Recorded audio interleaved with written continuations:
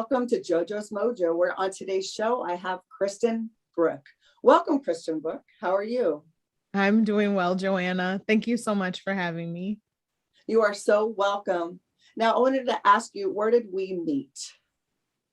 We met through the Power Voice training program with Les Brown, and then we got to work together with Thinking into Results with John Tallarico, and then we ended up working together. It's wonderful. Yeah. Wonderful. You know what? We'll go into that a little bit more after our commercial break.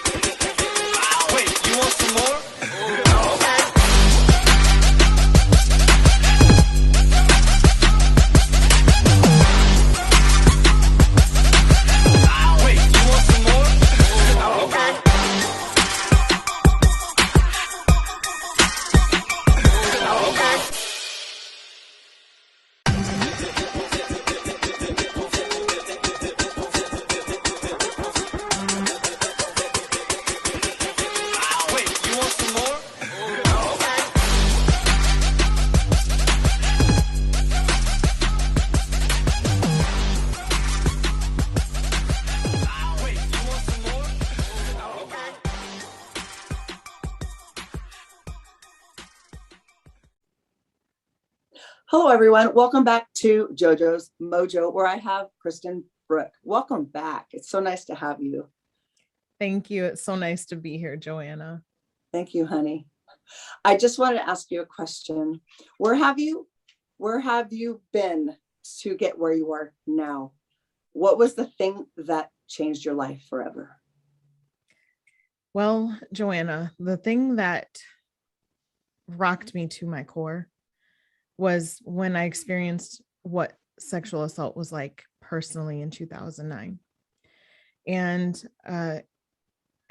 it was so difficult to get through and just so shocking that it would happen to me. No one ever thinks that the most traumatic experience of their life will ever be them. And then when I experienced that, it was earth shattering. It was mindset changing. It was mind altering. It had me at the lowest point of my life where I was walking around in a fog and I did not know what I was going to do. I understand that. I really do. It's in our bottoms where we decide, do we want to stay there or do we want to make it better? Yes. Now, at what point did you decide to face your fears and make it better? Well, so I came home after the assault and I was in Arizona and I moved back to Michigan in fear that the people that were human trafficking would find me. And I was going to counseling, and yet I found myself one day after counseling sitting at a park, and I was in my car, hands on the steering wheel, thinking, I just feel so bad. And I started crying, and I cried and I cried and I cried. And I sat there and I was like, you know what? I think I can just do this forever. I can just keep crying. I could fill oceans and I could do it and it would just never stop. And then it clicked for me where I was like, you know what? I'm going to have to make a decision because the alternative is that it's endless crying. And so in that moment, I decided I'm going to fight for my joy. And so that's why I entitled my book, I Choose Joy, because it was in that moment that I decided that I wanted more for myself. I wanted to be a better mother, a better daughter, a better sister, a better friend, a better employee. I didn't know what it looked like, but I was willing to fight for that however I could, whatever it took. That's amazing, because a lot of people can't even get past that point when it comes to trauma. Yes. Now tell me a little bit about your book, I Choose Joy, and show us the book and So explain. yes, I Choose Joy. It's I Choose Joy, an Overcomer's Guide Through a Secret Journey. And the foreword is by Les Brown. He actually, in fact, says, I keep this book close to me to feel inspired and motivated. And in the book, I have journal entries and I have poems where I have the poems here that I wrote during my journey of overcoming that trauma. So it's literally during that time. And there are blank pages within the book. There are a lot of them where the reader can draw, they can write, they can journal, they can take notes, they can dissect what did she really mean by that, or the feelings that I was experiencing. And this is a book not only for people that are going through something, and the key word here is through, right? Because if you're going through a difficult time, you have to keep going to get to the other side. But the point of it is to help them through. But it's not only for survivors, for conquerors, for warriors, for overcomers, right? It is for people that love and support them as well. So as someone is going through a traumatic situation in their life, it's so important for you to have a support group. And I felt like what I thought was my core support group during that time had fell by the wayside. And so I wanted to take this book and make it a support system for people that had no one, but then also for people that had someone that wanted to be in their corner, for them to be able to understand what they were going through without asking those probing questions that might make the person shut down, so that they can better relate to what that process looks like. And through me, they can say, okay, what I see now, they look like they're in a fog, like they're just not here, right? Here right now. And they'll understand that is something that is normal when someone has experienced something traumatic, that they might check out from time to time because they're what I call tuned in instead of triggered. Because as I say in my course, triggered is a word that can also be that. And so we have to be careful with the word choices that we choose. And I want people to be able to tune in and change that mindset from despair to one of hope, and then eventually to one of belief and to one of knowing that things will get better. Definitely. I took your course and I just want to give a shout out to you because it was well put together. Thank you. Was it your first course you've ever put together? It was. And Yes. I know you learned a lot through that process. Yes, I did. Yes, I did. And, my background is in leading others in hospitality. So I had 16 years of experience in the hospitality arena, being a sales manager, a sales director, a sales and marketing director. And what I learned from that experience was that communicating a message to someone, you have to be clear with the why you're doing it. And once you explain to them why, then you will be able to get your message across a lot better. So had I put together a course? No, but I had spoken to people, I've spoken to groups, I've created presentations and been able to convey information to people. So I know that helped me in a way, but I've never created a course that was so deeply personal. And so for me, that was the challenge, because I wanted to put all of the resources, tools, and tips that I used for myself together for others. And so, yeah, it's a collective journey, but we do it solo. Yes, I really think that that's the way to do it, because if you've gone through it and you've gone through the steps to go through it and you've gotten through it and you're on the other side and you're thriving, it's just amazing to see yourself to go from that lowest of place to the present place that we're in right now, you and myself. And I'm so excited. It's so amazing. And yes, I'm excited too. All right, well, we're going to take a quick commercial break. And when we come back with Kristin, we're going to talk a little bit more about how to implement the things that she had learned through her traumas, so that we can talk more about that and how we're going to help more people. All right, we'll be right back after this commercial message.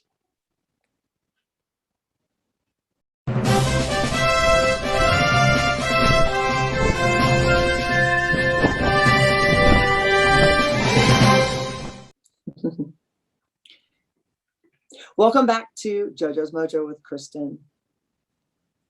I'm going to ask you a question about how did you come back? Can you give me 3 tips that we can give our viewers out there that feel stuck and don't know what to do? Yes, absolutely. So the first thing that I always tell people to acknowledge when they have decided that they want to do something about their situation is that in deciding that you are your own hero, you're a superhero, just for recognizing that you need to do something. And the fact that you want yourself to heal and you want yourself to be free of what many would consider the bondage of trauma, you're blossoming into something already just by that one thing. And so think of yourself as a hero, a warrior, a fighter, because in that one decision, it is just fantastic and super that you've made that decision. So number 1, you save yourself, you are your own hero. Number 2, remember, I spoke about earlier, being tuned in to your feelings. So when you are experiencing a feeling, that is a signal for you to figure out what it is that is causing you to tune back into your trauma so that you can overcome that.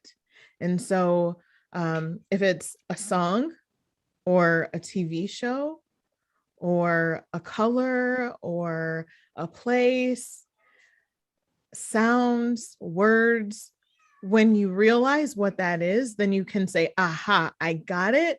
And then you can start to move past your fear, either by saying, okay, I need to avoid that. And you can let others know that that is what you're avoiding and why, if you feel comfortable, or you can expose yourself to more of it. But I say that with a grain of salt, right? You have to be very careful when it's something traumatic that you expose yourself to something that makes you uncomfortable. Only when you're ready do you expose yourself to more of something that may cause you to be triggered. But that is part of the overcoming and knowing that you have overcome, when you can say, okay, this used to make me uncomfortable, but I have worked through that. And now I'm in a better place. I'm on the other side of that now. And then a third thing that I think is key and crucial is mindset. And I like to use affirmations and telling myself that I am worthy, I am valued, I am loved. And so whatever it is that you're feeling the most negative about, whether you feel shame or you feel dirty or you feel sad, that you start to tell yourself the opposite, because the pendulum swings from the highest of highs to the lowest of lows. And when we have these polar opposites, then when we say I'm happy or I am joyful, when we really are sad, we're pushing ourselves to believe more for ourselves. And when we start to believe more and we seek that, then we shall find it. And so we push ourselves high on the other side of where we are right now when we are low. And then hopefully we will end up either where we want to be or somewhere near that. And that's okay, right? So we say I'm sad right now in this moment, but I'm telling myself I am happy and I'm joyful, because that's what I wish to become. And if I end up being fine or okay, that's a heck of a lot better than sad. And so we find that we are somewhere within that pendulum, but better off than where we are.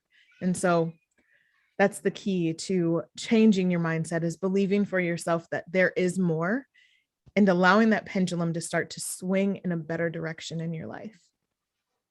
Definitely. I totally agree with that. I have actually done that myself. I've removed myself from situations, and it's very empowering. Yes. And when we're ready to go back in and someone does that to us, raise our voice, for example, then we say, no, you're not going to talk to me like that. Exactly. Exactly. Then you're going to take it from there to the next layer that you confront. Yes. I think that's amazing tips that you have given us. And I'm going to ponder on those myself. Thank you. I even have times where being a child whose biological father was not there in my life, right? I have had times where I feel abandoned, right? And so instead of saying, why does everyone leave me? I change that to the right people stay. The right people stay. And I focus on that. And then it changes my mindset that I'm so lucky and I'm so blessed that the right people stay. And I'm willing to allow the wrong people to leave because they weren't meant to be for me. And so, yeah, another little mind hack. Definitely. And that brings me to acceptance. A lot of people have a hard time with acceptance. They want it to be different than it is right now. Right. Right. And so being present is something that I've worked on. It works wonders. And also, like you talked about, saying positive words to yourself. Yes. It's like the glass is half full. It's not half empty. Right. Because why focus on what's not there? Why focus on the negative when we can focus on the fact that, thank goodness, there's water in the cup. Yeah. Amen. Well, we're going to end on that note to go to our next commercial break. When we come back, we're going to talk about what Kristin's doing now and what her plans are for the future.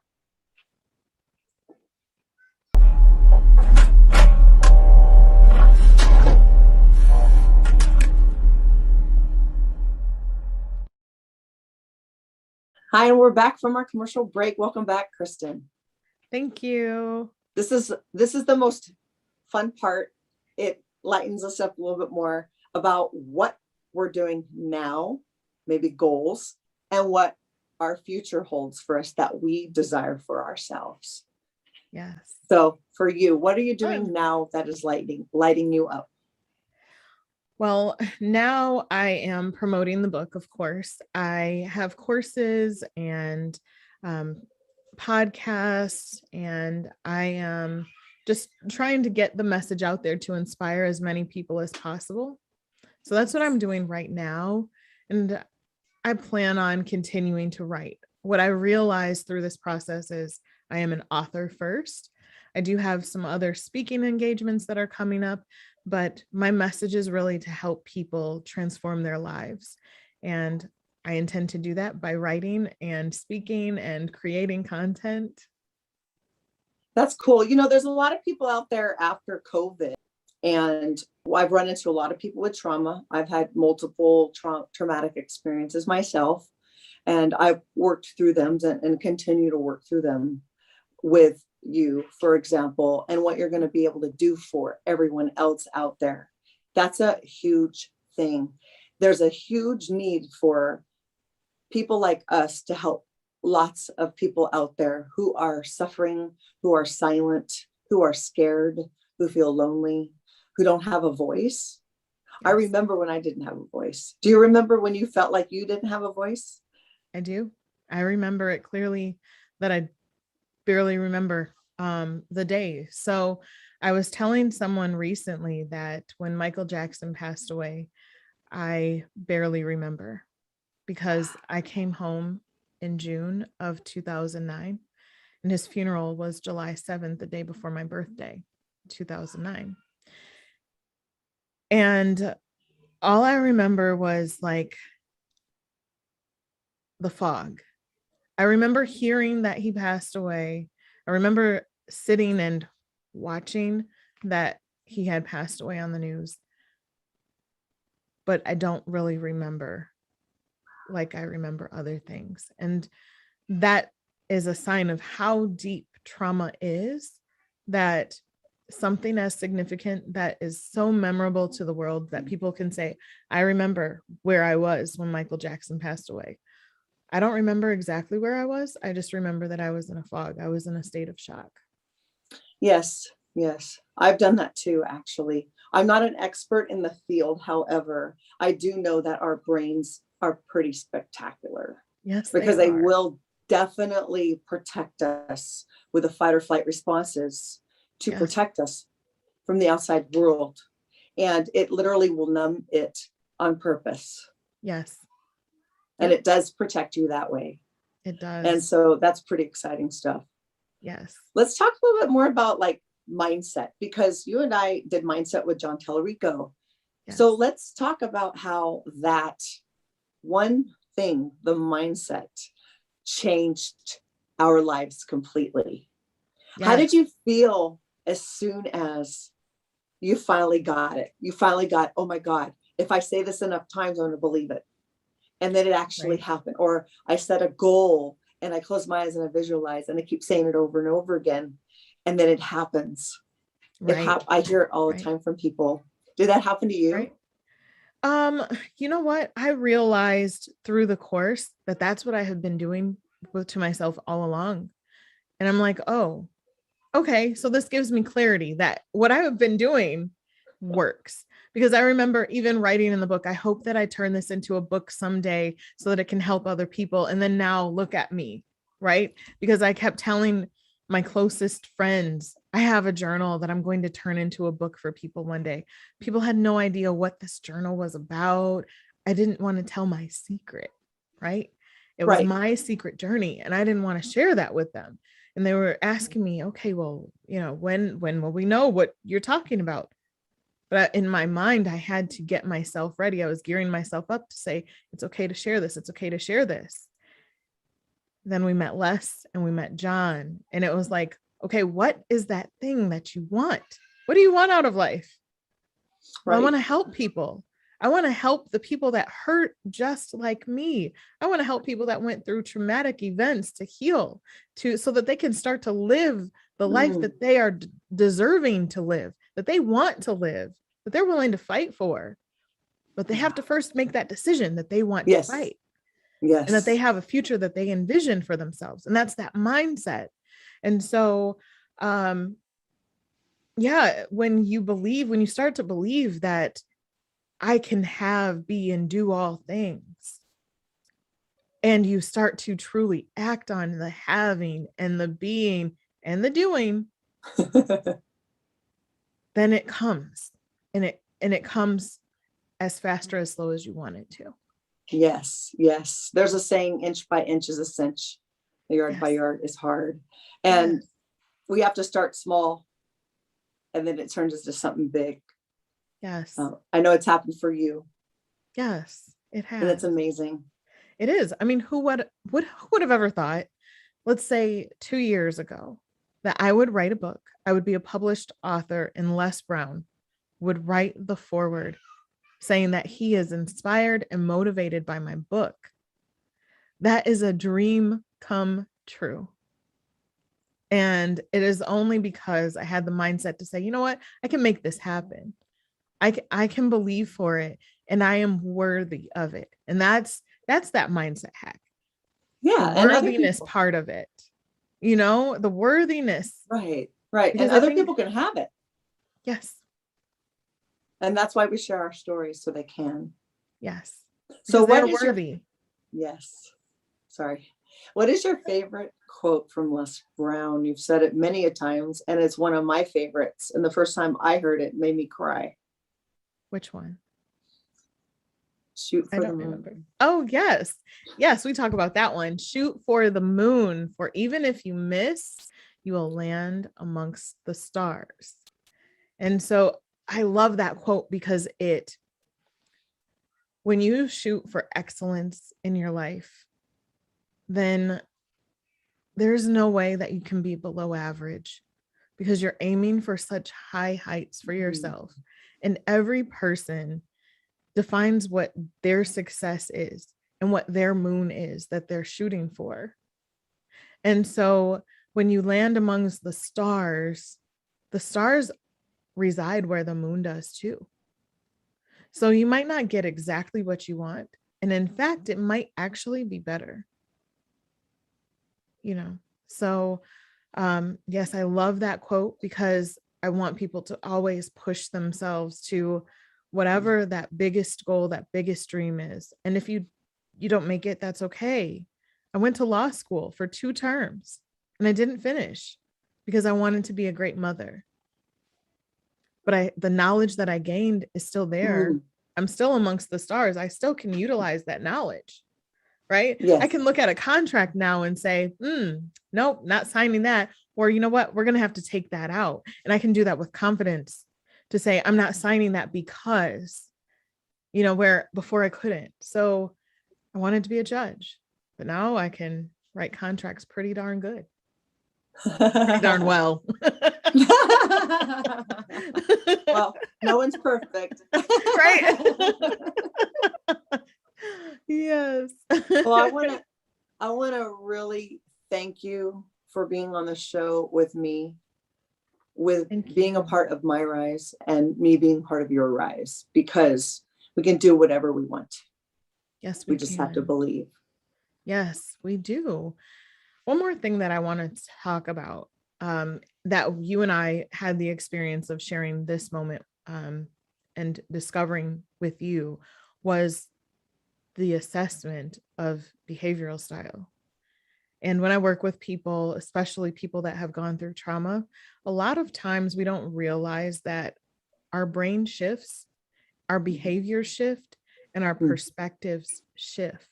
Mm. And that assessment that I do with people allows people to see how they're perceived by the world and how they're showing up, but to utilize that as their strength and to be able to enumerate that, to be able to elaborate on that and to say, this is who I am, whether it's I'm aggressive or I'm a supportive person. I'm a decision maker or I'm an analytical thinker. I'm an influencer or I'm very calm and reserved. Those are all strengths. They're all different, but they're all strengths. Yes. And we're all varying degrees of these. Yes. But to be able to put that in words, especially when you've gone through trauma and your paradigms or the way that you think have shifted, it allows you to say, this is the new me, and that's okay. I'm still strong. This is a strength now because my perspective has changed. My worldview has changed. And now I can share with the world who I am now and my strength. Before I did that assessment myself, I didn't realize how much my behavioral style was holding me back. Mm. And I wasn't showing up in the same way at work. And I Mm. was trying to be the person that Correct. that was adhering to rules and procedures, but that really wasn't truly who I was. I was someone that created my own path. And so I went against the grain in my professional life. And that was not okay in the corporate world. But now that is perfect for what I do now. And so that assessment, I don't know if it opened up a new view of who you are for yourself, but I Right. know for me, it helped me so much to say, oh, this is who I am. And if I would have just explained that, then maybe even senior management would have realized she's thriving in a different way. Yes, I agree with you. I tried to do that in the corporate world myself, tried to tell them it doesn't work that way for me. And they were very resistant. Yeah. And I noticed that there was no way I was going to grow as a person. Right. But at the time, I didn't realize that it stunted me as a person Right. because Right. I conformed. Right. And there's a lot of people out there that compare themselves to other people. Yes. And that's the fallacy, that we must fit the mold, because no one fits the mold. That's the truth. No one fits any mold except who they are Yes. in that given moment. And actually being that way allows you to be into more acceptance of what you are, who you are, what your strengths are, and allowing other people to use their strengths where your weaknesses are. Exactly. Exactly. And that's how you build dynamic teams, despite the fact that someone might have gone through trauma, because over 70% of the world is going to experience some severe trauma Right. in their lifetime. Right. My daughter is one of the 1.5 million children in the US that have only one parent alive. Wow. Well, that in and of itself is traumatic. Right. But you as her mother can say that happened. It was not good, but I've learned from it. I've learned to take things lighthearted and not take life for granted. Exactly. Because my friend Michelle Mupo from Mupo Entertainment says tomorrow is never promised. Correct. All we have is right now. Yes. Hey, Kristin, can you tell me where they can find you on the social medias? Yes. So on social media, you can find me at Kristin Brooke Official, both Facebook and Instagram, KristinBrookeofficial.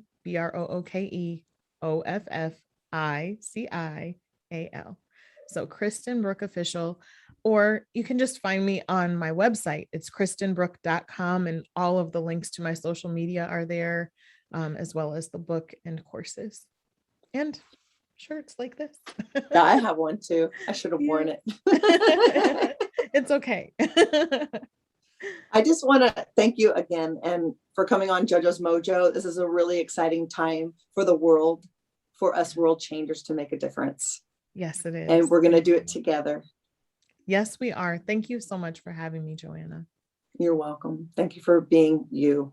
Bye for now. We'll talk to you guys later.